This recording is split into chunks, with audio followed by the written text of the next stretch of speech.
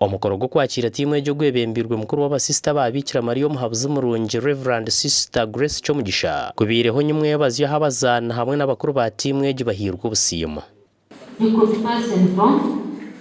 bwanyuma kapiteni wa timu Ejirinaho owatorine nkomuzano wakiriza abantu kutebaza goro mu mpakezi ayebembire timu yo kwasa mukuru w'ishomerero Reverend Sister Grace Merna turinde chikope kibasingire kandi nawe Sister Naturinda chikwasize mukuru w'akachiko ka board habwishomerero Reverend Sister Margaret Magoba ahagati yo kujaguza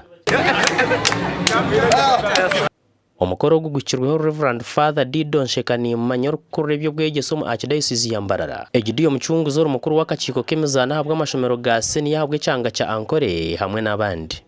Nsima mukama abo kushanga mu Western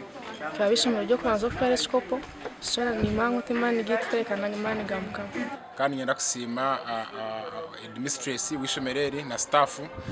na coaching staff abo kintu kibakozire cyabwo kuba kibiri umuntu go kubanza Ankore kishimikurwa muri Ankore katware chikopechi nangwa na Western region yona ingasubulenge bwiza bagona tukafuna gatimu yabice kutware chikopo cyo mpira gwabiki abwero ngo rwihanga ryona so tubiye twine kukisimira mukama tuketa abantu kandi tukabamanyisa ngo umuruboni konsire mutendeka abana babishiki bokuze ntaranta zabo mu miringo itari yemwe nemwe kandi cyo nza kutuma himbo mununga kugira ngo tongere gukora mununga tongere kongera kusingire bukopo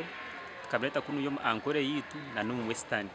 akwa okusingana kwetaga timu akakani ndancho babasikora nabo cyo nimba kuri sya kanimbe baza munonga okwasa kubani babasa kosamani minji kwete chikopecho Bone konsire kasinga kawempe mozire munagori na hariye mu kusimurana za penalty bwanyuma yo gwa kikazi gore mwe hariye mu finals okubasa kusingura ikikopo cyabo cyo kubanza habwe mpaka za Uganda aba TV West nda Alogias byamukama